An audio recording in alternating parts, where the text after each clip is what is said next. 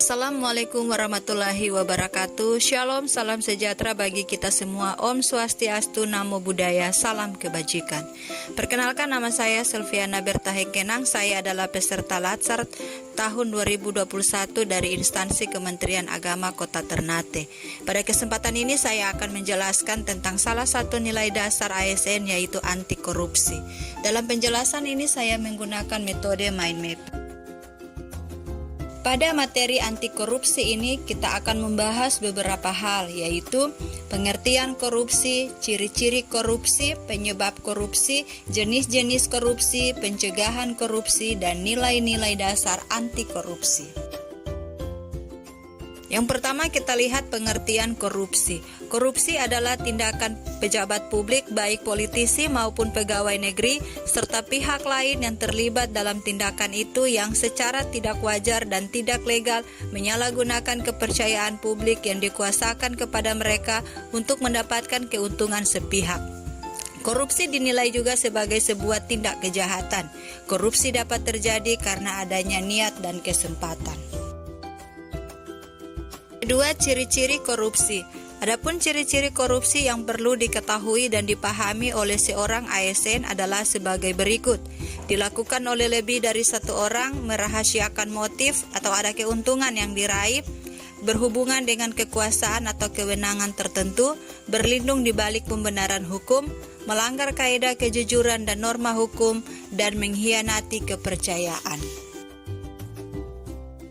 Yang ketiga, penyebab korupsi. Adapun hal-hal yang menyebabkan terjadinya korupsi antara lain penegakan hukum tidak konsisten, penyalahgunaan kekuasaan atau kewenangan, langkanya lingkungan yang anti korupsi, rendahnya pendapatan penyelenggara negara, kemiskinan dan keserakahan, keuntungan korupsi, pemberian imbalan jasa, gagalnya pendidikan agama dan etika. Yang keempat ialah jenis-jenis korupsi. Adapun jenis-jenis korupsi antara lain kerugian keuangan negara, suap menyuap, penggelapan dalam jabatan, pemerasan, perbuatan curang, benturan kepentingan dalam pengadaan dan gratifikasi. Kelima ialah pencegahan korupsi. Sangat diperlukan sebuah upaya dalam bentuk tindakan untuk bisa mengatasi terjadinya tindak korupsi.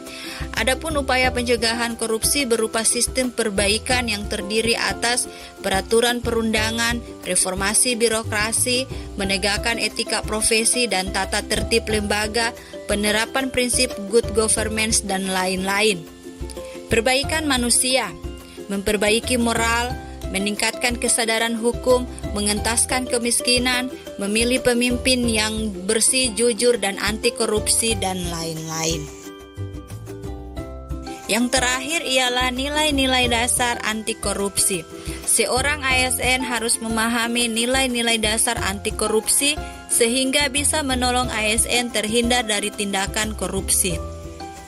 Ada 9 nilai-nilai dasar anti korupsi, yaitu jujur, peduli, mandiri, disiplin, tanggung jawab, kerja keras, sederhana, berani, dan adil.